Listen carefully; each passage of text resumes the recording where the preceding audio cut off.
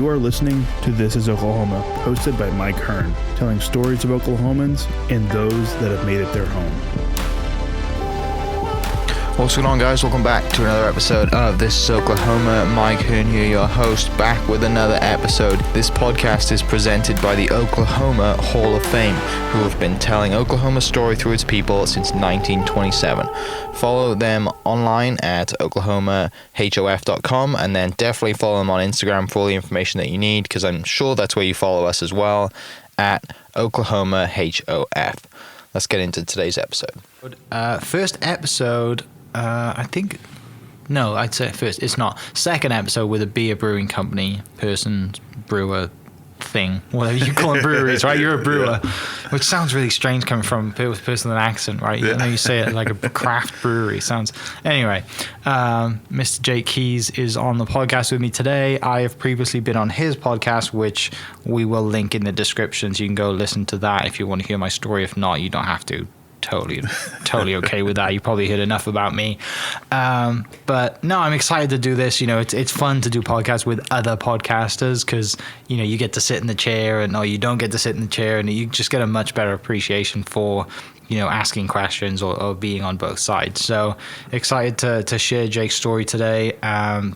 Little bio: Jake's the founder of OKC's first Native American-owned craft brewery, Skydance Brewing Co. Go follow them on Instagram, all social media. That's down below as well. And also his podcast is called Brewed with Hustle, entrepreneurial business and leadership podcast, which I still don't know why you had me on, because I'm not. I said it in the podcast, didn't I? I normally class myself as an entrepreneur, but like everything I said, I guess leads to the definition. Yeah. But you know, another thing which I'm looking at the about section on your LinkedIn profile, which is always the best place to find things, and it says Native Business Magazine Top 50 Native Entrepreneur recipient. When was that? Last year, so it's been about a year ago. Yeah. So it's not something you just had in college and you're like, I'm going to put that on there. No. That's what my LinkedIn is full of, like some random things I just had in college. Yeah. So Native Business Magazine was started by Gary and Carmen Davis. Mm-hmm.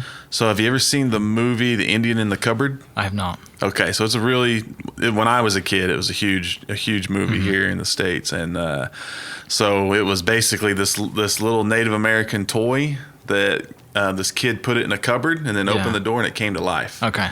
And so as a kid, it was great, right? And so Gary Davis was the little Indian in the cupboard. And so he's a rapper, entrepreneur, but he started Native Business Magazine as a way to promote Native American businesses. And their very first edition of Top 50 Native Entrepreneurs, they had me in the Top 50. There you go. It was pretty cool. Yeah, that is really, especially the first one, right? Yeah. That's really cool. Yeah. So, like, from chatting to you last week and doing the podcast, like, I know the story's awesome, and I know there's a great reason behind you starting the brewery, which I think we'll get to later. But let's back up. Born and raised Oklahoman? Yep, born and raised. Yeah. So tell me a little bit about, you know, where you grew up, what it was like, and then, you know, because I know you're very involved in the, you know, with the Indian and heritage, and you know, there's a lot of people like my family or my in-laws, like they're an Indian heritage, but they're not very involved anymore. Whereas you're still really involved, which is neat. So let's talk as much as you want about that. Yeah. Okay. So I was raised by a single dad. My dad's white and my mom's Native American. She's full blood Iowa, Osage, and Oto. And then my grandpa on my mom's side was the chairman of the Iowa tribe for years and years and years. So I enrolled in the Iowa tribe, obviously. So, but my mom and dad split up when I was 3 years old. My dad raised me and my brother by himself out in Little Axe, Oklahoma, which is on the east side of Lake Thunderbird. On my dad's side, I come from politicians. My grandpa was a state senator, and when he died in the 90s, he was county assessor for Oklahoma County for a really long time. And then they also had a newspaper. It was an Oklahoma County-wide newspaper. So my dad comes from that kind of background, but he was just an old hippie. He didn't fit into any of that kind of stuff. He was a rocker. He had a band back in the day, you know, and so I grew up with this old hippie guy that was just really into doing everything with his hands and creating things. He was probably the best leather craftsman I've ever seen in my life. He could build anything out of leather. People would come to him from everywhere to build a gun holster or a belt. He was great with like construction. He built this really cool shop in our house out there in Little Axe, and then we moved to Montana for a while, and he built this house up on a mountain, which was another whole crazy story. How old were you when you moved? So that was the day my ninth grade year in high school, the last day of school. Literally, we got up the next morning and loaded everything up and headed to Montana. Yeah. And we'd gotten up there. It was my dad, my uncle. So my grandpa had died a couple years before and left him some money. And my dad just always wanted to be, in Alaska or something and just live off the land and do that. And so that was their opportunity. So we took off and we get up there and we're driving up this mountain in the middle of nowhere. It took from the time we left the bottom of the mountain towards the top, it was like a 45-minute drive, and I'm like, holy crap. I'm 16 years old or almost 16. It's like, what am I getting into? I'm already missing all my buddies back in Oklahoma. And we get up there and they said, well, here we are. And I look around and all I see is trees, and my dad gets a chainsaw out and starts cutting this little path, and he cuts out a couple big circles, and we set up 2 big green army tents, a big giant army tent. And so that was in May, and we lived in those tents and immediately just started building the house. Oh, it's so good. And we moved into that house in the middle of October. And 2 weeks after we moved into it, it started snowing, and it didn't stop snowing for about 6 months. So it was from Oklahoma to Montana, culture shock, But I learned, that's where I became a man, I learned how to feed ourselves from, hunting and how to live a more simple life, and how to really create things that you need in life from your hands, And so that was really, that was pretty much it, and we lived there for 2 years and came back to Oklahoma and went on with our lives. Do you miss it? Oh man, yeah, I go back every year. It's just a house to still live? Yeah, I go back there every year, and so we don't have the house anymore. The couple that bought it from my dad has it now, but when my dad died several years ago, I took his ashes up there on that mountain and put him in the creek. We had a creek that ran through our property. And so when I was a kid up there and we were hungry, right? Dad, we're hungry, we want to go Pizza Hut or whatever, right? He'd hand us a fly rod and he'd say, go get you some food. And we'd go out in this little creek and catch trout, and we ended up loving it, And so my dad, I always tell people, my dad was, when you're a single dad and you give up everything to raise 2 boys on your own, you battle with depression. That's something that's easy to battle with, And a lot of my childhood, I saw Dad being, just super depressed and not the happiest guy. But those 2 years in Montana are the only time in my life I can remember seeing my dad just completely happy. Damn. And I'd wake up in the morning and he wouldn't be in the house. And so I'd go out to that creek and he'd be sitting there on the creek side on a rock, just drinking his coffee and just smiling and just looking around, And at the time, I didn't know what the heck that was, like, what is he smiling about? This sucks, Right, him in the middle of nowhere, And by the time we left, I just got to really appreciate it. And now, when we go back every year, we disappear up into those mountains for a week, We'll backpack up and either float down the river coming back, or we'll just camp out up there for a week and fish and just kind of disappear from everything. I always try to pick a place where the phones don't work, Right. And now I get it. Now I understand. That sounds like a movie, right? Like it's like all the things that you've just said. You're like, that sounds like you're describing a movie because it doesn't sound real, right? For someone to do that now, I mean, I'm sure people do, but with everything going on, and even just to find, it's getting harder and harder to find a place where your phone doesn't work. Yeah. But going back every year, that's special. Yeah. So. Yeah. We've made it a tradition, so we go back every September. So here in a few weeks, we'll be heading back up there. And this year is the first year that we're taking the kids.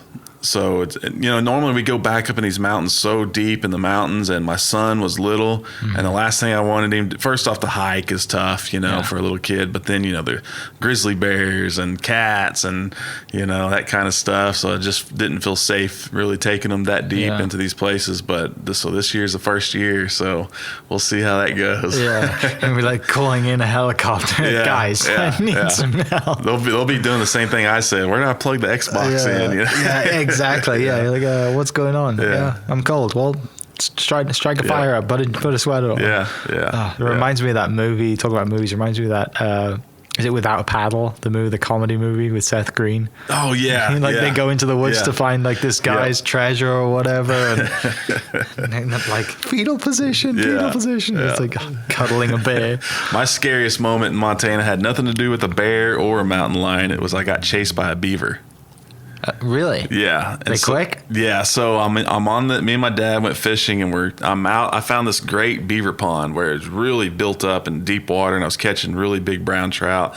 And I like every other day I had to go out there because I just loved it so much. And there's this tree laying out across the water, and I'd sit on this tree and it was floating, and I just sit there and catch fish. And these beavers, you'd see them from time to time, but next thing I know, my butt got wet, and the log went down into the water, and I lifted back up, and I looked down at the end. I'm trying to bring this fish in at the time, and I looked down at the end of the log, and there's this beaver that was climbing up onto the log, and he was so big that he was sinking part of this log. And I'm like, what in the hell is this?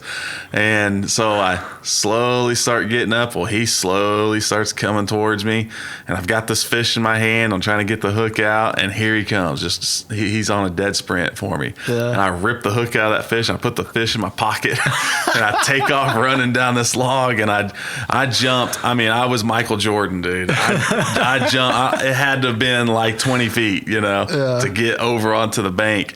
And here he's still coming after me, and I go running through the woods. I finally find my dad, and he's like, "What's wrong with you?" I said, "Don't go back there." He's like, "Is it a bear? A moose?" I was like, "No, it's a beaver." He's like, "What?" I never lived that down the rest of the time we lived in Montana. Oh, that's brilliant. And I'm sure there's so many more stories like that too. Like you just get that from being away for so long and being up in the country, and especially coming from Oklahoma and going into the mountains. It just even a hill is like amazing, right? We're going deep into the mountains and being living in a house that you just watched build, watch your dad build or help him build. Mm-hmm. It was always an adventure, man. There was our exit from the place involved a gunfight. Literally involved a gunfight. Yeah. So these kids that were partying up the mountain, they knew somebody up there that had land. They were partying, and they were throwing litter all over our land on the way by. Yeah. And so my dad and my uncle said they'd had enough. So they drove up there to this party and confronted them and told them, "Hey, we don't mind you guys up here partying, but pick your trash up on the way back." And I guess it got kind of heated, and they came back home. Well, those kids got mad, I guess. And the next thing you know, we hear gunshots outside. And we look out the window, and you could see across the road from us in the woods, you could see the flash from the gun. They're shooting at our house. You can hear the bullets hitting the house. And so my uncle shoots his shotgun up in the sky to kind of let them know, hey, we got guns too. Well, they just kept shooting. Jeez. And so my dad and uncle went out there and kind of ran them off. They went back up the mountain, and then they come back down in their cars and shooting the whole way down. My uncle jumps out of the way and shoots a tire out of this car. Yeah. And they kept going down the mountain. My dad and uncle chased them down the mountain, and they kind of wrecked up on top of this rock. They kind of high centered up on this rock. And my uncle jumped up on the hood of this car and pulled the kid out through the windshield and hog-tied him, threw him in the back of the truck, and called the police. Said, "You need to come get these guys." Well, that kid's dad was the police chief. Oh, of course. Yeah. So, small town. We weren't real popular people in town. Yeah, you were the out of towners at that Okies. point. Yeah. People in Montana don't like people from out of state coming up there. They just want it all to themselves. They like that it's the way it is, no population and quiet, which is why I like going up there too, so. Yeah, it must be hard to build, to get into that community, right? Yeah. If it's done, that's how it's done the whole way. And, everyone knows everybody, and then somebody comes in. And they've all been there for generations, So, it was hard to fit in. But still, what an experience, what memories you have from that. And now you have traditionally, you go back every year. Yeah. That's really cool. Wouldn't give it up for anything. Yeah. So, when do you move back to Oklahoma then? So literally it was 2 years after we got there. We moved back to Oklahoma, and I'm in the second half of my junior year of high school, and got to come back to the same place we lived at before. Nothing's changed. I was excited, to be back, and I played sports, so I was happy to be back with all my buddies and playing ball with them and all that kind of stuff. So it was. Only 2 years, but so many memories learned a lot. From 2 years. Yeah. So you come back, you're playing sports in high school, and then I guess graduate and go to college. Yeah. So when I first graduated high school, I didn't really know what I wanted to do. I had some partial scholarship offers to play basketball and at small schools and stuff, and so I gave that a little try at a couple little schools, and all my buddies were going to OU and partying and hanging out and stuff, so I was like, I'm not gonna sit on the bench and not play anymore, so I'm gonna go to OU and party and hang out. And but real quick, I learned what I wanted to do was like what we're doing right now. I wanted to be on the radio. Okay. And I wanted to be on ESPN or sports talk radio, that kind of stuff. I was just a sports junkie. Yeah. And so I had some friends who were going to this broadcasting school, and it was just a quicker, easier way, And so I left college and went to broadcasting school and graduated from that, and then went on another adventure up to Woodward, Oklahoma, and worked at a country radio station up there, and did a little sports play-by-play, high school sports. That's really what I'd gone up there for. So, Which that's a real skill. I would be so, if somebody threw me in the deep end and said, even talk, I obviously play golf, so even commentating on golf, something that I know I've known my entire life. Yeah. If somebody said to me, tomorrow you are going to commentate on a live golf tournament, that's hard work. Yeah. And then golf's easy. Golf's a slower sport, so it should be theoretically easier to commentate on. You're talking play-by-play with football and basketball. That's some serious stuff. Yeah, so you have play-by-play, and then you have color. Okay. And so the play-by-play is the guy that's, it's every play. He's telling you the guy ran left, the guy ran right. He's telling you every move that everybody's happened. Jersey name, the whole thing. Yeah. What I did was the color. So I was the color commentator. So I was just kind of off to the side that, after a play was over, I'd give my opinion of what just happened, So that's the easier. A lot more personality in it then. Yeah. It's more like you definitely have to know the sport. You have to know what you're talking about, but it's to me, it was just easier. The play-by-play was easy to mess up, and you have to, those guys really get in the zone.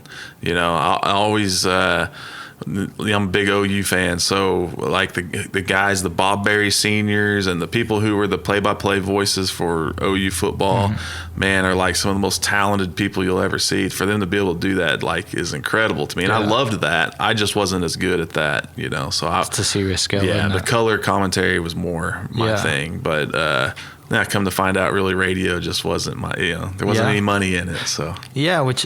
Is there money in it now, or was it just not? Was it a timing thing for you? It was a timing thing. I think if you are a big name, especially in talk radio, so sports talk or politics, if you're a big personality, a former famous athlete or whatever, there's a lot of money to be made in it. Radio's not quite as bad as newspaper business. That's kind of really faded away, but it is, it's not quite what it used to be. Sure. When I was a kid, I loved listening to a baseball game on the radio or whatever, but now it's so easy to watch a game on TV. Everybody has satellite or cable or streaming TV now. But for me back then, the other issue at that time was I just had my daughter. And she lived with her mom back down here, actually in Shawnee.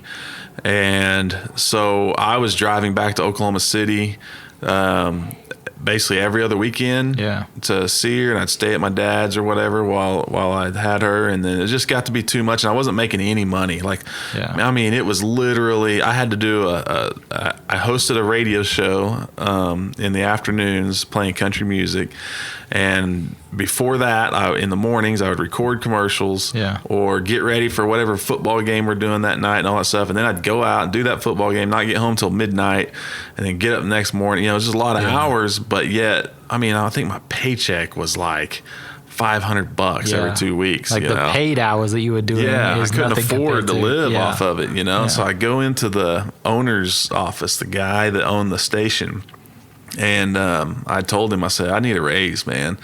I told him my situation. I've got my daughter.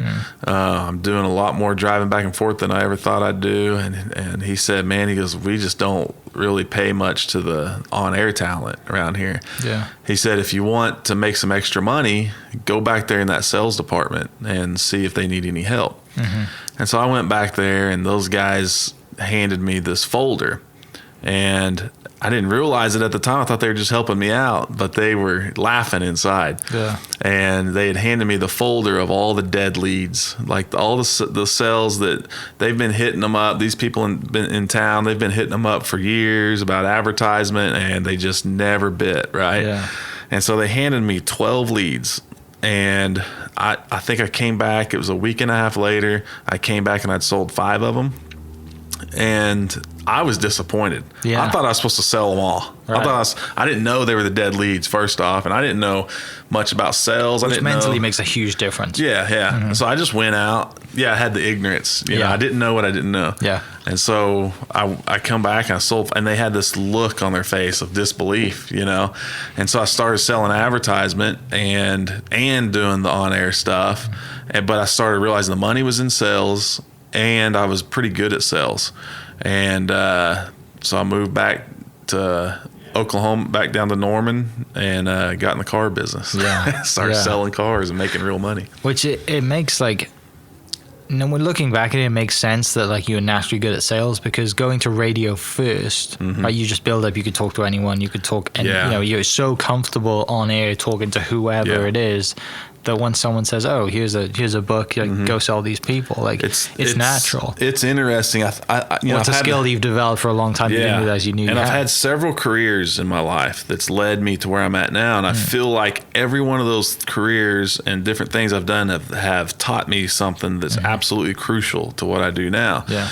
And that was the radio business was the first one. It was the first thing, because so my fiance Bobby is an introvert. And we talk about that all the time, you know, because I'm more of an open personality. I can make friends with anybody, and she's just super introvert, shy, and she doesn't ever believe me when I tell her that when I was in high school and younger, I was an introvert. Yeah. So my natural being is I'm an introvert. We're the same way. I was the same way. But I've had to learn through the different careers I've had to learn how to be, you know, more have more of a voice. Yeah.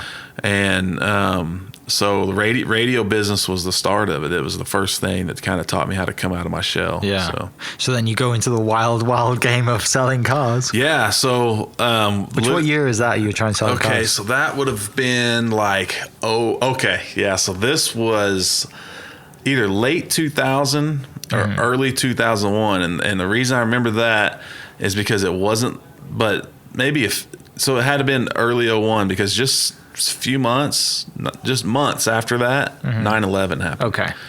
And the car business was hit really hard by 9/11. I can remember, so we sold, the dealership I worked at, we sold trucks. Yeah. And, you know, it was a Ford dealership. We sold big old F-250s and 350s, gas guzzlers. Well, like literally the day after 9/11, gas prices everywhere were like $5 a gallon, and you could see stores that had like $8 a gallon. And even though that got fixed over a few days, it was still. I mean, we've never seen only a few times we've seen it get under $1 or even under $2. Yeah, you know, since then it's always been high since then. So when that happened and everybody was freaking out, it's kind of like now, kind of like what we're dealing with now. The economy was uncertain, and the car sales just tanked, you know. And I was just starting to figure it out. Luckily, they came out with, that's when they started doing 0% interest on cars, and so people are like, oh yeah, I gotta buy a truck now if it's 0% interest, you know. Right, so, my payment's only this much. Great, let's do it. Yeah. So 01 in that area. Yeah, and just got hooked from day one selling. I hated it. Yeah. So, and I did this for quite a while, 8 years or so, but I hated it and loved it at the same time. Hated the hours? Yeah, I hated the hours. Remember, I'm an OU fan. Yeah. Well, you work on Saturdays in the car business. Biggest day of the you week. can call off on Monday, Wednesday, but you do not call off on Saturday. And I'm when I say I'm an OU fan, I'm crazy OU fan. Yeah. Like, you don't want to watch a football game. Nobody wants to watch a football game. Like the entire day is for the game. Yeah. Oh yeah, dude. Yeah. It's like the first game of the year is like a religious event for me. Yeah. You know? And like, I'll literally wake up. I go to bed the night before with my OU shirt on. I'll get up in the morning and I'll have my first beer by 9 or 10 o'clock in the morning, and I've got everything Grilling OU out. everything. Yeah. And but anyways, so I couldn't go to OU games when I was in the car business. I hated that, but I was hooked on the rush of landing a sale, you know. And I had this sales manager at the time who was real big on, he studied sales. Like, he was real into sales and mindset, tactics, and that kind of stuff. And he was a great guy, just a really good guy. And he had a different approach to sales than what a lot of people you hear about in the car business, you know.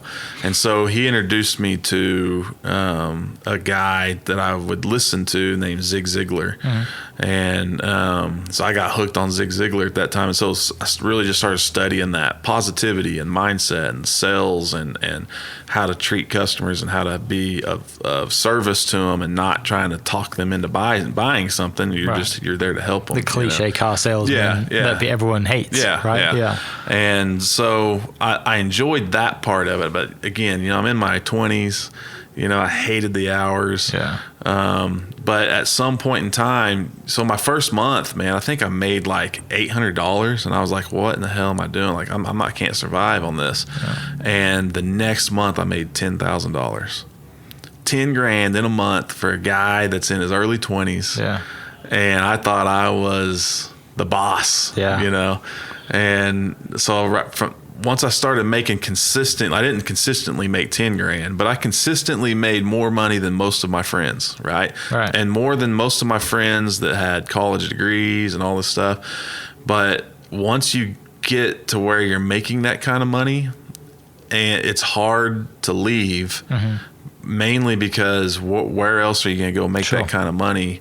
You know, if you're not a doctor, right? Because the resume says, you know, it doesn't. It's not a. Hey, I go back to radio and make $500 every 2 weeks again. You know, but so that was. I like the money. I like the sales aspect of it. You kind of trapped. I hated the hours. Kind of trapped at the time. Yeah. Oh yeah. And that's a typical thing in the car business. Car guys will tell you they get trapped in the car business. Yeah. And I never would have left the car business probably, but my dad got sick, so somebody had to take care of him. So that's quit. Why you left. Yeah. Okay. Yeah. So dad's not very well, but during this whole time, like, do you have like a passion for craft beer this whole time? So the craft beer thing goes back in time. So when I was a kid, I told you my dad, you know, everything was with his hands, right? Yeah. And he was this interesting guy. So my dad would, so he couldn't just go buy a can of Folgers coffee, right? Yeah. He had to go. At that time, there was a place. I'm trying to remember the name of it, but there was basically one place in Oklahoma City. Java Dave's was the name of it. And it was actually an automobile alley about 2 blocks north of our building that we're moving into pretty soon. But Java Dave's was a place you could go get like all kinds of coffee stuff, like guys that were into good coffee. You could get good beans. You could get like, I think you could even buy like a small roaster and all this stuff. And so my dad was just real into doing that kind of stuff and making coffee the hard way, right? He was into, like I said, the leather work. When we fished, you know, he had to fly fish, and not only that, but like he couldn't just go buy flies. He had to tie his own, so he taught me how to do that. Everything was craft. Everything for him was a craft, right? He was just really old soul type guy. And so beer was the same way. He hated, in Oklahoma especially, like you couldn't get good beer in Oklahoma. And it would be import beer was what he would drink if he did buy beer. But by the time beer gets from Europe to here, it's just not the same, you know? And so he started making beer. And he had this batch of beer. I think it was an Oktoberfest or something, and he had it sitting over in this big glass carboy. And I went over and opened it one day and played with it. And I was 12 years old at the time, and I messed it up, and it got infected. And so he said, "Man, I got to teach you what this is all about, just so I would know to not do that, you know. I would kind of appreciate it and understand it." And so I went over there and started helping him brew after that, you know, and got real into it. I just thought it was real cool, you know. It's like there's this grain, you know, and hops and stuff, and then the next thing you know, people are drinking it out of a glass. And it was just like, wow, it's cool, you know. My son, when the first time he helped me, he said it was magic. Yeah, you know, it's like magic, and it is, you know. It's just something. There's something about making your own beer and then watching people enjoy it. Yeah. Just like there's something about the first time I tied a fly and then caught a fish on that fly with a fly rod, you know, and I still have that fly. It was my dad caught a fish on it to show me that it would work. Yeah. And then I caught a fish on it, and then my son caught his first trout on a fly rod with that same fly. So I still have that. There's something about making that, you know. Yeah. So you quit the car thing. So you know you got to go take care of Dad. What are you doing for work at that time then? So, you know, I was making good money in the car business. So I had some money saved up.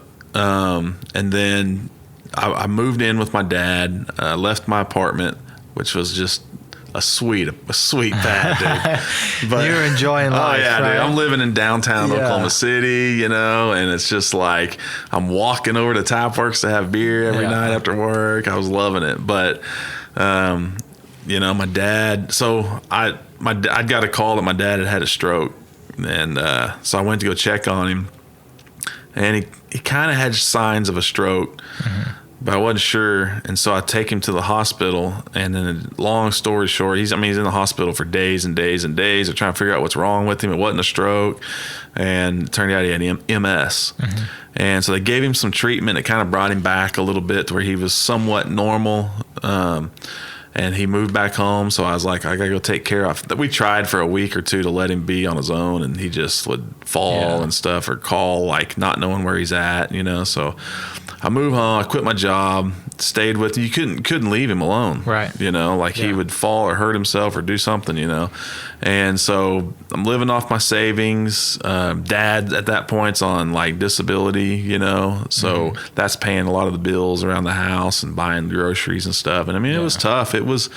I did that for 9 months until, he just progressively got worse and worse. You know, in the beginning we thought, man, he's going to get better. They're going to treat him and he'll be okay. He might just have to not ever work again, but literally within 8 or 9 months, it was just, I'm having to bathe him. I'm having to clean him up in the restroom. I'm having to, you know, he would go out. The telltale thing was he went outside to sit on the porch one day, and he would go out there and smoke a cigarette and drink his coffee. And I went out there, and he had the cigarette in his hand and never lit it. Yeah. And so I asked him, you know, you're not going to smoke anymore, you know? And he said, Jake, I can't remember how to light my cigarette. Yeah. He just couldn't remember how to do it. And so that's when I knew just things were getting bad, and eventually we just had to put him in a nursing home. You know, Yeah. we just like it's like that's like the worst thing. It's a terrible disease. Oh yeah, I mean, I can remember him being. We took him to the nursing home, and we're showing him around, letting him see the place, and he's in a wheelchair at this point. And then he says, "All right, Jake, let's go. We gotta go home. I gotta go check on the house." And me and my brother are just like, oh my gosh, like, how do we leave him here? Yeah. And so we knew a guy that ran the nursing home, and it was in Tecumseh, Oklahoma. Mm-hmm. And so because I knew the guy, that's why we wanted to put him in there. Yeah. Because, you know, everybody's scared of nursing homes, dude. Like, are they going to get treated right and all that kind of stuff? And so I went and rented a house in Tecumseh and moved to Tecumseh just so I could go in there every day. I mean, this is a guy that raised me by himself. Right. And like, he was my hero. And more like an older brother. Yeah. And there was never, I can't remember any extended period of times I didn't see him. Right. You know, so I couldn't just put him in a nursing home and leave him there. You'd never forgive yourself for it. I had to be somewhere where I could go see him like almost every day. Right. You know, and that's for the longest time it was every day. But he's 56 years old when he got sick, and now he's in this nursing home. And I would just go in there and hang out with him and watch John Wayne movies and stuff and just hang out, you know, and he just slowly got worse. Yeah. You know, but he was in there for 5 years. You must have had some really good conversations, though. Yeah, except for there were some good conversations in the fact that sometimes he didn't know who I was or really where he was at. So he'd tell you how he really felt sometimes? Yeah. Well, sometimes he thought I was his brother. Yeah. Because I know I look a lot like my uncle did. Yeah. But one of the funniest things was he was in the cafeteria eating, and they said he's in there. So I go in there and I sit down next to him, and he looked mad this day, right? And he's shaking his head, you know, and I was like, Dad, what's going on, man? He goes, I quit, man. I quit. And that kind of concerned me. I was like, man, what do you mean you're quitting? Are you giving up, you know? Like, what does that mean? And he goes, this job. He goes, I just don't like it. He's like, he said, I don't think they appreciate me around here. He goes, I don't think they don't pay me enough. He goes, hell, I don't know if they're paying me at all. And I said, well, tell them you're quitting, Dad. Just tell them to shove it, you know? He said, I think I will. He went back to eating and went about his day. But yeah, he thought he was at work. That's so funny. So that's where, and because we've spoken previously, and then, you know, from a couple of weeks ago we did the podcast, like, that is where the brewery comes from. So we go back, you know, Dad was always teaching me how to brew a little bit. Well, then when I got out of high school and my days living in Norman at OU and stuff, I worked at a place called Coach's in Norman, and it was a brewery. Now it's called the Norman Brew House, and back then it was a restaurant and a brewery. And so I got a job there bartending, and I ended up becoming a manager there. But my dad at the time worked for the city of Norman, and when they would get off work, they'd come over and hang out while I was bartending or whatever. And then I'd get off work and I'd sit there with my dad and drink beer, and we'd look around at all the tanks and stuff in there. We talked about how it'd be cool to have a place like that, but we'd do it this way or we'd do this different, you know. We had all these ideas, and we just talked about it all the time. Sure. We'd go to bars where there's a lot of craft beer, and we'd sit down and talk about how cool it would be to have our beer there. Like Tapworks, you know, was the last time I ever actually went out with my dad was at Tapworks before he got sick. Because I was living downtown, and his whole life he never called off work, not once. And this time, for whatever reason, when I asked him, hey, call off work, let's go have a beer, for some reason he did. And so we're sitting at Tapworks, and somebody came up and ordered a beer, and we were like, man, there's no Oklahoma breweries. Why is that, you know? Yeah. And we talked about how cool it would be to be sitting there, and if some guy came up and ordered your beer while you're sitting there, you know, how cool would that be?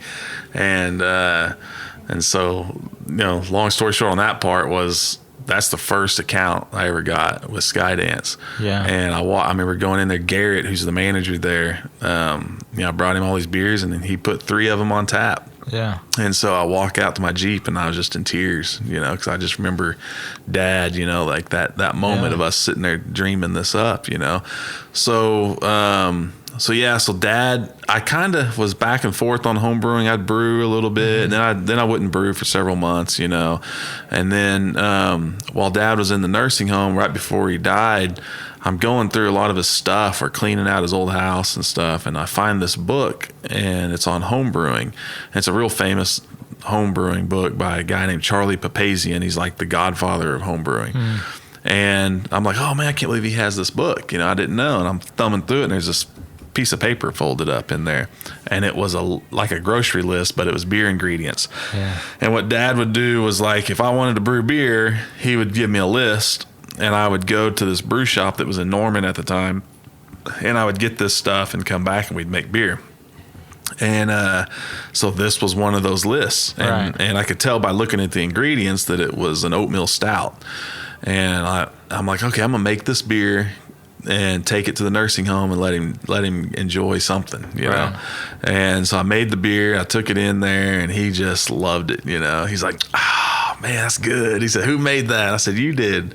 No, I was like, yeah, that's your beer. And he said, that's real good. And he drank that whole beer. And I got kicked out of the nursing home that day because I brought beer into the nursing home. And I'm like, what's he gonna do? Die? Yeah, exactly. Like, come on. Yeah. And so I couldn't come back for a day or something. I can't remember what it was. Yeah. But anyways, I take some of that beer to this homebrew club meeting.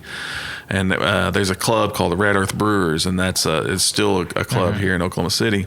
And so I go to this meeting, and all the people that are trying the beers and stuff are drinking it, and they're just like, wow, man, this is really good. And one of them says, there's this big competition that takes place down in Dallas, and you need to send your beer off down to this thing. And so I send it off down there, and really I send it off because I was really starting to get into brewing again, and I was like, I wanted the score sheet back. I just wanted to figure out what you need to do next. Because in person, even in the club meetings, most of the people will just to your face, oh yeah, that's great. It's the Oklahoma thing, and everyone's too nice. Everybody's really nice, which is horrible if you're a salesman. And like your family, your friends, nobody's gonna tell you the beer sucks. You want real feedback. Yeah, and so I send it off to Dallas, and then it's like a month and a half or 2 months later, they have the actual. It's really it's the second largest homebrew competition in the country, I think, and it's like a 3-day event, and so everybody from the club goes down there on like Thursday night or Friday, and they hang out for several days and go to this conference, and then there's like this awards ceremony on Saturday. And so we went down, but then Saturday morning I had to drive back to Oklahoma City, get on a plane, fly to Phoenix for a gaming conference, because at this time I'm in the casino business. Working for the tribe. Yeah, working for the Iowa tribe of Oklahoma. And so we have this it's a National Indian Gaming Conference every year. And this particular year it was in Phoenix. And so I fly to Phoenix, and while I'm on the flight they're having the awards ceremony, And I land, and Gail, who owns the brew shop here in Oklahoma City, she was down there. She leaves a voicemail on my phone. She says, "You won a medal. You won. And I was real excited. I was like, man, Dad's beer, man. Like, he won. He finally gets some recognition for something, And I was just super excited. I couldn't wait to get back home, and I was going to take his medal and put it in his room at the nursing home and stuff. But I get to my hotel room, my brother calls and says, Dad just passed away. Yeah. And I'm like, oh man, it was good. He was suffered for a long time. So it was good that it was over. The suffering was over, but it was also good that he won. Right, you just wanted to be able to tell before him. He died, you know. And so I'm sitting in Phoenix, man, and I'm with my boss and our tribal chairman, and I'm just telling them, what had just happened. I'm trying to get a flight back to Oklahoma so we can get the arrangements taken care of and stuff. And one of them had mentioned something like, man, you always talk about how you're going to open a brewery, what happened? And it made me think, like, we talked about it, and you can't just talk about stuff forever, because it just ends up not happening. We all think we have a long time to do stuff. We all think we're going to live forever and stuff. Yeah. But here's a guy who at 56 years old is just young. Yeah. And he's in a nursing home, you know, and I thought I had another 10, 15, 20 years to do these kinds of things with him, you know. Yeah. But you wait and wait and wait, and the next thing you know, you're out of time. And so I said, you know what, I'm going to do this. I'm going to start a brewery, but I'm going to make sure that I don't run out of time. And the way I'm going to do that is give myself a deadline. Yeah. And so I told myself that I'm going to have a deadline of, I'm going to be 40 years old, and I'm going to have my brewery open by the time I turn 40. And so I'm 35 at the time. I kind of got a plan. I'm going to spend a couple of years just brewing beer, and I'm going to do all the, get these beers perfect, all the ones that would do good in a brewery, you know, and then I'm going to kind of put together a business plan and then raise some money, and I'll have it open by the time I'm 40. And so we brewed I turned 40 in October of 2018, and then we brewed our first batch about 3 weeks later in here. So just pretty much made it. Oh, yeah. But the thing is, if you don't set yourself that deadline, you might not have happened today. You know, we're 2 years later and you still wouldn't have had it, right? So that's a lesson for everyone listening that was like, time is running out. Yeah. Like, go do something like today, tomorrow. Like, today's not over until today's so over. I learned a big lesson. So I carry this coin around with me that says memento mori. And it's basically a Greek saying that says you could leave life right now. Ryan Holiday, right? Yeah. And it's a reminder. I carry it in my pocket every day. Yeah. And every time I grab my keys, every time I do something, I feel that coin in there. Or sometimes I'll just get it out and play around with it, you know. Yeah. But it always reminds me that you could die today. Yeah. You could die right now. And if you just think about how different your life would be if you lived knowing that today's probably your last day. Yeah. Like, what are the things you would do? What would you do different if you knew today was your last day? Yeah. You know? And so what I didn't want to do was, as much as I admired my dad, he was known for always saying, one of these days. Okay. One of these days we're going to go to Alaska. One of these days we're going to open a brewery. Everything was one of these days, and they never happened. Yeah. You know, and so I didn't want to be on my deathbed in a nursing home and be saying, you know, I wish I'd have done something. Sure. Because I would go to the nursing home to see him, and there would be all these old people sitting in there all the time, and I would talk to them, and every single one of them had a story about or regret or whatever. Yeah, it was always something like, man, I was going to do this, or I always wanted to do this business, or go to this place, and they never did. You know, and so I really just decided that I didn't want to be like that, you know, and I didn't want to be in a nursing home when I'm 56 years old saying I wish I'd have done something. Yeah. So I just set the deadline and made it happen, and I told everybody I was going to do it. Yeah, that's the real hard thing to do, isn't it? It's like, if you're really going to do this, you're going to commit to this, and then you're going to tell everybody, so you have all that accountability on you and all that weight on your shoulders. Like, well, I can't back out now because I'm going to make myself look like an idiot. And for 5 years, I caught hell all the time. Yeah, because people like, oh, here he goes talking about his brewery again. Because first off. Yeah. I knew that if I told people, that would hold me accountable. Yeah. You know, peer pressure type thing, right? Right. But then also, I'm a sales guy, right? You never know who you're talking to. That's very true. That might help you get where you need to be. Yeah. You know, on the financial side of it, you know. So I told everybody that would listen about this idea for the brewery, you know. So yeah. And here we are. Yeah, so here we are. So we're currently in the Brewers Union in Oklahoma City, but you just mentioned earlier that your new building's opening up on Broadway very soon, right? Yep. So we're the Brewers Union's a co-op brewery where we just kind of get started. It's a place for us to brew and get our beer out in the market while we're waiting on our building. So we signed a lease on a building on 7th Street, east of Broadway in Automobile Alley. It's just north of like Eote Coffee. Yeah. The Parlor is over there across the street from us. And then we're just a block south of Prairie. the Prairie Artisan Ales, which right is in the middle of it. Okay. Yeah. So we're like so let's see, there's us, Prairie, Vanessa House, and Twisted Spike. So there's 4 of us in Automobile Alley. Yeah. And then just really close to us is like Elk Valley and Stone Cloud. And I mean, there's 7-8 breweries all within a real short distance Which of each now other. are all Oklahoma breweries. Yeah. And so like Vanessa House and Angry Scotsman and Elk Valley all came out of here, out of the Brewers Union as well. So, our goal is actually, so everybody always wants to know what's going on at the building. And so I have a vlog that we do every week for Skydance, and it's really aimed at just letting people come along the journey and kind of updates on what's going on or whatever. So, but I'm gonna say something now that I've not told anybody yet. Is our goal. We believe we're gonna be brewing beer in December. In this building.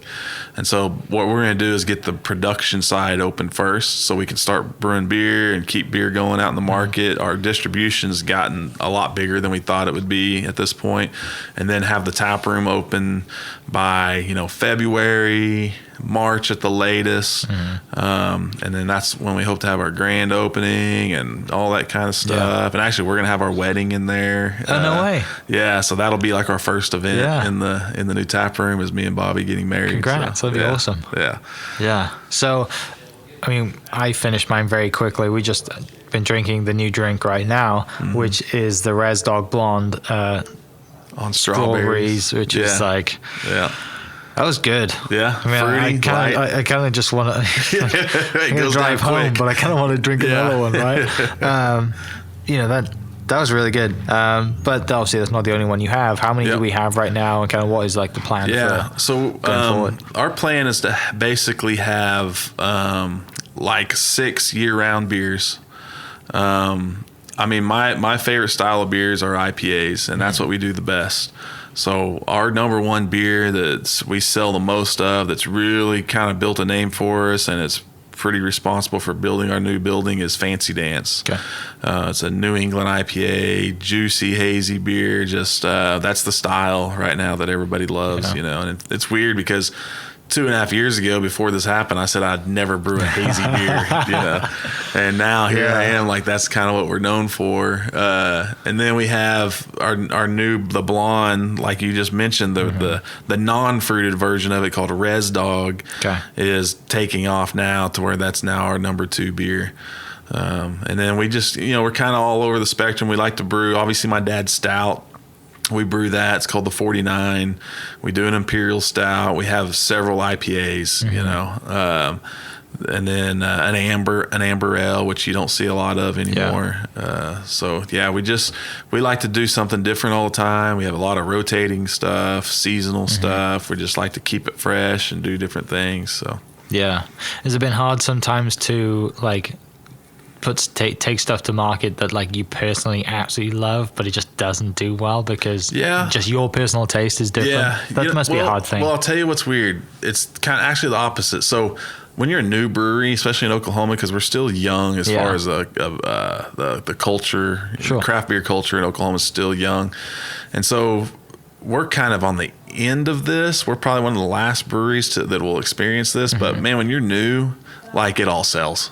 It's just like it'll all sell. Some of it doesn't sell quite as good as you want, but what the things that I've had to get used to are the styles that I typically wouldn't drink on a regular basis. Like a blonde ale, like Res Dog. Now I will say lately this summer I've drank a lot of it. Like I've actually come to really appreciate a blonde ale and like it. But a year ago, if you'd have told me that I'd be drinking a blonde ale a lot, I'd tell you you're crazy. And so when you have these beer styles that sell well, that's not your passion, or it's not your favorite style, that's kind of the hard part to swallow, because you got this other beer that you're real passionate about and you want people to like it. It goes to a job from a hobby real quick. Well, and it's just like all these beers are kind of like your kids. You want them all to do well, but when you have as many beers out like we've done, which for a young brew, we've put out a lot of different beers.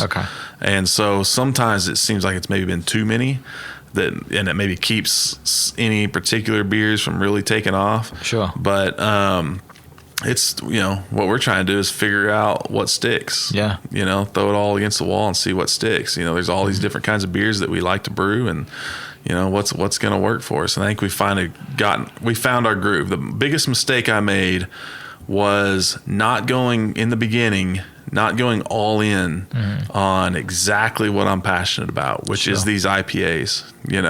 I wanted, in the beginning, for whatever reason, we tried to be something for everybody. Right. We tried to be the brewery that had a beer for everybody. And what I really should have done is what we're doing now, which was, we brew great IPAs, and I'm going to brew as many of them as I can and different variations of them, and try different hops and try different ways of making them. And we're going to put it all out there, and we want to become known as the brewery that makes the best IPAs in Oklahoma. Yeah. That's awesome. Yeah. For everyone listening, you can go to Skydance Brewing on Instagram and see everything there. And then you guys have a website as well? Yep, skydancebrewing.com. Yeah. Skydance Brewing on Facebook, Twitter. I mean, we're on Twitter. I'm on Twitter as well. I've never figured Twitter out. Yeah. It's great for for me, it's like good for news. Well, during the game, I'm sure you like tweeting a lot during game day. Dude, somebody will say, you know how I found out Bob Stoops retired at OU was Twitter. Yeah. Like, it used to be the news. No, now it's Twitter. Now, isn't it? Somebody says something, hey, did you hear this happen? I say, let me look on Twitter first. Straight if away. It's not on Twitter, it didn't happen. Yeah.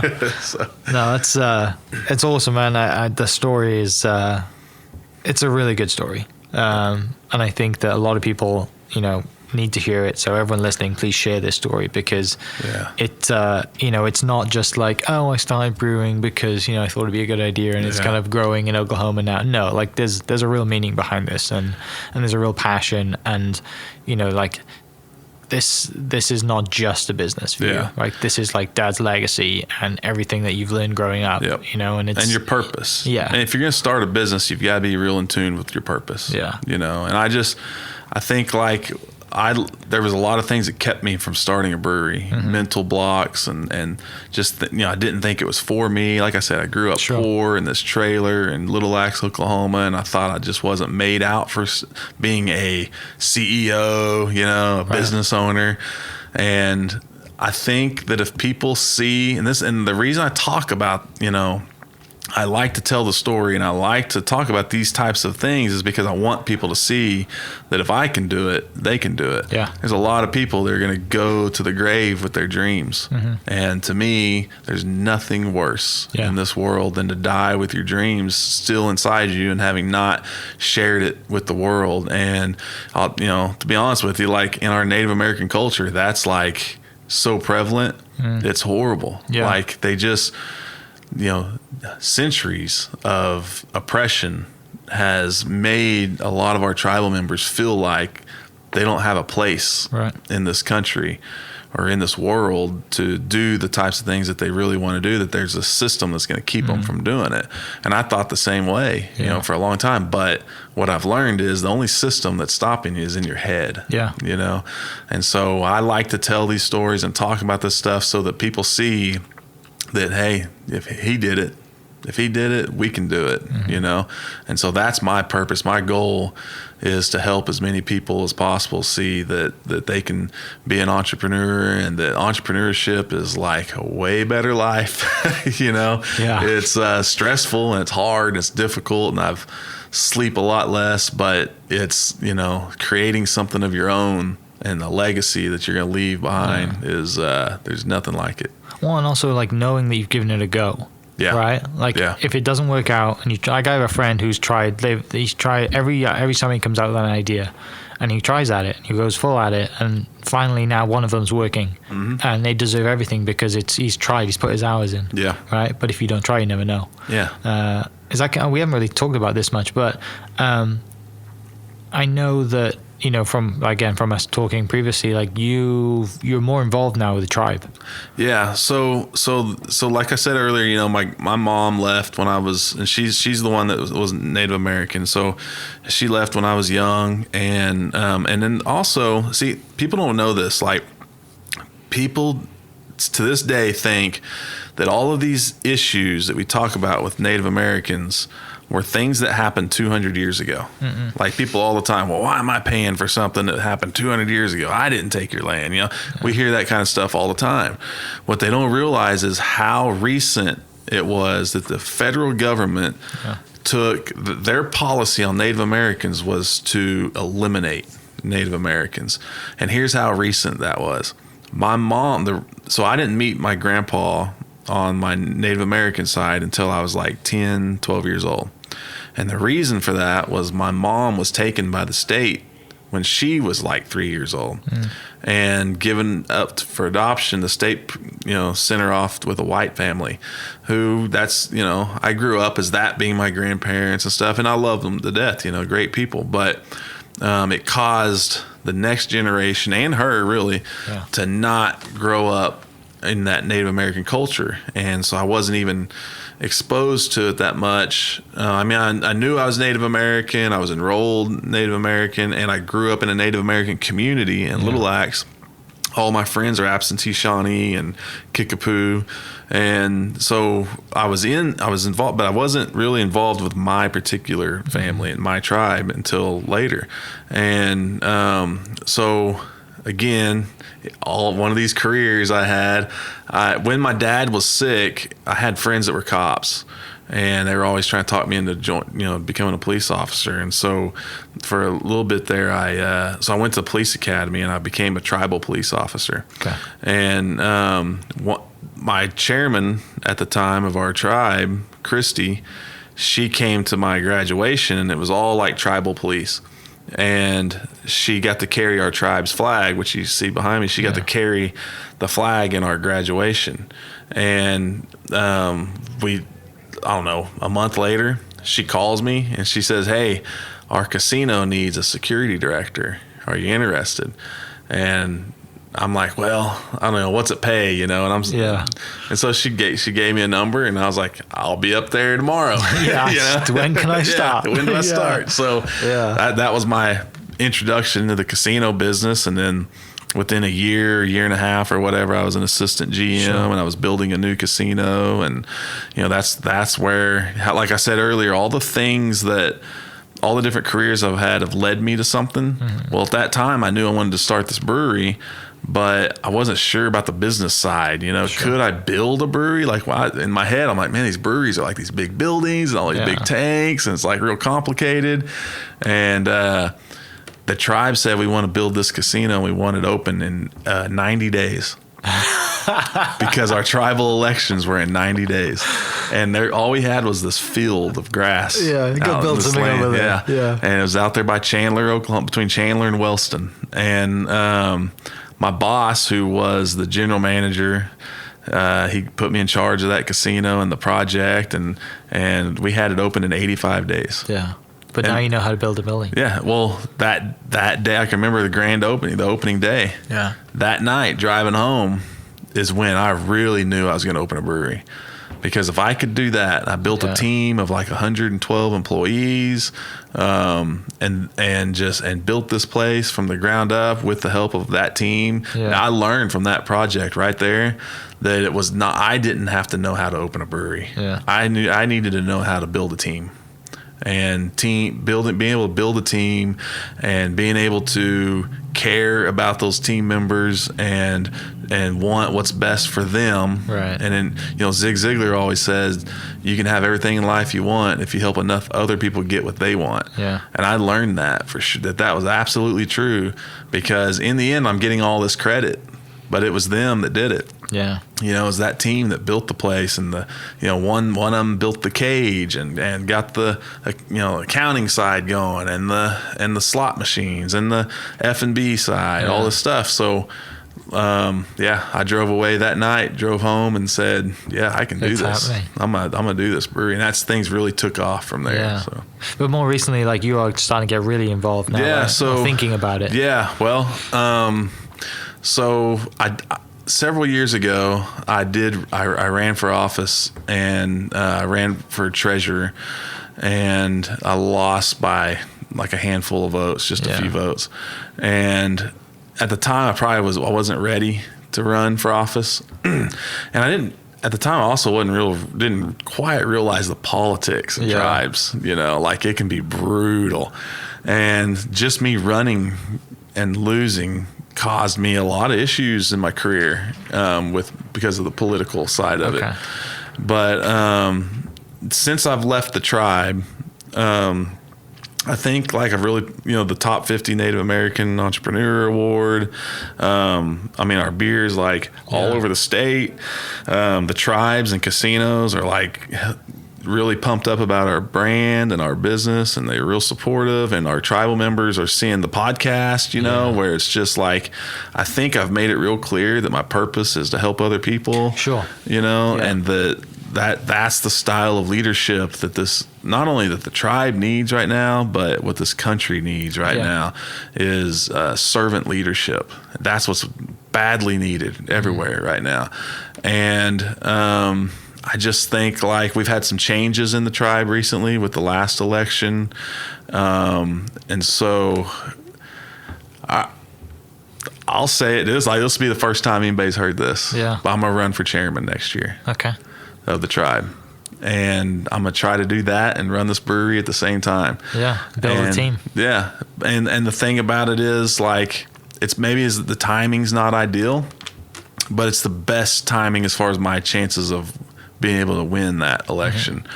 And with my grandpa being chairman for a long time, just always felt like it was a calling. Yeah. I felt like that's the way for me to help the most people and to have the biggest impact. And to be honest with you, most likely the terms are 2 years. Most likely I'll tell people right off the bat, I'm going to be in there for 2 years, and then we're going to pass it on to somebody else. Yeah. Because I just want to make an impact. And then the other thing is like, should I be doing that at the same time I'm trying to open my new brewery and tap room? Probably not. But how many times in your life do you have an opportunity to be the leader of a sovereign nation? Right. Yeah, you're right. So we're going to give it a shot. That's awesome. So, well, and also like, back to the whole memento mori, like that's you it. Want to wait? Why wait? Yeah. It could be, I could wait until, I'm no longer needed every single day in the brewery, but that day may not come. Exactly. It might not do. When we moved to Montana, my dad was the age I am now. Yeah. And that seemed like yesterday. Like it went by like that. Now, another one of those, and I'm an old man. Right. If I'm alive. Yeah. If I'm alive. So what if I decide instead of doing it next year, what if I wait another 2 years? Well, who says I'm going to be here then? Yeah. Who says I'll still be alive? Yeah, it's, that's one thing that I like. I try to, because I think it's something we all take it for granted, right? We just don't think about it. But as long as you can consistently remind yourself that like, we're not here forever, time running out, go do something that you want to do, figure it out. Like, and and going the other way on this too, like I have a friend who like continually will push himself he likes fast cars and expensive cars. Yeah. And he sees that as like, the whole kind of, I think I've heard Tony Robbins say this. I don't know if it's his quote specifically, but if you're going to take the island, burn the boats. And you have to, like, if you want to go do something, like you have to go all in, don't you? Yeah. Yeah. So a friend of mine, Kevin Rivera, who we had on my podcast, has a saying of all in, and he lives his life all in all the time. And if you think about it, like, why wouldn't you? Like, what other way is there to live? To me, man, life is all about experiences. It's just full of experiences, and there's too many of us who don't experience anything. Yeah. Because we're stuck in this little bottle where it's like we're just existing, and we just day to day. Yesterday is the same as today, and tomorrow is the same as the next day, and they're not experiencing things, and I think that's sad, but I think it's like the only way for you to get those experiences is to push yourself and put yourself in uncomfortable situations, and it's just, like running for chairman, it's like, everything about it's not ideal right now, but I mean, I can do it. Yeah. I know I can do it, and there may not ever be another chance or a better opportunity to make it happen, you know. But at the same time, I want to make sure that I, don't lose focus on this other purpose that I have here, which again is about creating experiences. I want somebody to have that experience I had with my dad. I want somebody to be able to say, man, I remember the last time I had a beer with my dad, and I want them to say it was a fancy dance or a res dog or whatever, or just the experience of some kid that grew up hearing about this Native American that started a brewery, and maybe he comes to work in my brewery one day, and maybe he goes and starts his own brewery, or he takes over my brewery. Who knows? You know, I mean, those are impacts that. Those are certain impacts that you get to have as an entrepreneur. Certain impacts you get to have as a political leader, and maybe I can make impacts in both areas. Why not? Well, man, this has been amazing. Like, there's a lot of things that I've just learned today that, just from doing a little bit of research, but I never expected the Montana story about your dad. That's special for sure. And I hope you get to go up there in September and have a great time and take your son up there, and that be not be too crazy. Next time maybe I'll be telling you a story about a bear attack. I know, exactly. But no, this has been awesome. For everyone listening, go to Skydance Brewing on all social media platforms, and I'll post all the links down below. But also go to Jake's podcast, Brewed with Hustle. Yep, Brewed with Hustle on Apple, Spotify, YouTube. We're real proud of the YouTube version. Oh, you have to. I mean, it's the way forward. It could be the new Netflix, right? Yeah. But no, thanks so much for your time, and everyone, thanks for listening. We'll catch you next episode. Cheers. This podcast was presented by the Oklahoma Hall of Fame, who've been telling Oklahoma's story through its people since 1927. Follow them online at oklahomahof.com and definitely on Instagram at oklahomahof. Catch you next episode. Cheers. Thank you for listening. We are inspired by those around us and hope that you are too. Make sure you subscribe to this podcast on your favorite podcast platform and leave us a review so we can keep telling your stories. For more great Oklahoma content, follow This Is Oklahoma on Facebook and Instagram.